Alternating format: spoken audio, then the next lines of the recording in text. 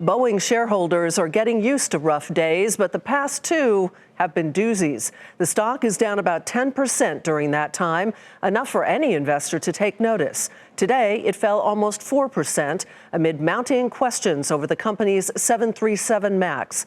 It was about 1 year ago when the Lion airplane crashed in Indonesia, followed a few months later by another fatal crash, and then the grounding worldwide of Boeing's most popular jetliner.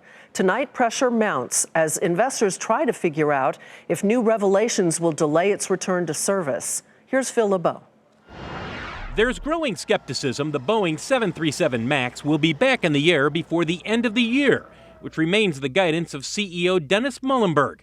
But the release of emails and instant messages from a Boeing technical pilot suggesting he may have misled regulators while the MAX was in development has analysts questioning if the FAA will slow down the process of approving the MAX to fly again. Credit Suisse downgraded Boeing, saying we can no longer defend the shares in light of the latest discoveries which significantly increase the risk profile for investors. UBS also downgraded Boeing, writing, "We think a push out of the return to service could increase the likelihood of a pause on the 737 MAX production system." Meanwhile, Boeing is wrestling with a crisis that seems to be getting worse.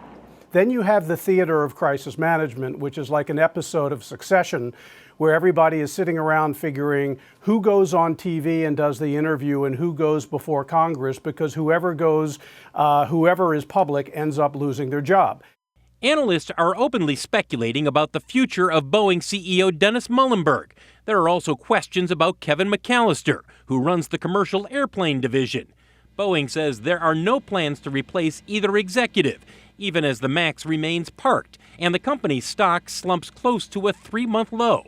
Still, some believe with global demand for air travel continuing to grow, Boeing will eventually come through this crisis with plenty of orders, including many for the revamped MAX. And I would view this almost as a buying opportunity that you would then hold and keep for the long term, just given the dynamic of the business. We'll get a sense of Boeing's outlook and exactly how much the 737 MAX grounding has cost the company when it reports Q3 earnings on Wednesday. That's also when analysts from Wall Street will hear from CEO Dennis Muilenburg for the first time in a couple of weeks. Phil LeBeau, Nightly Business Report, Chicago.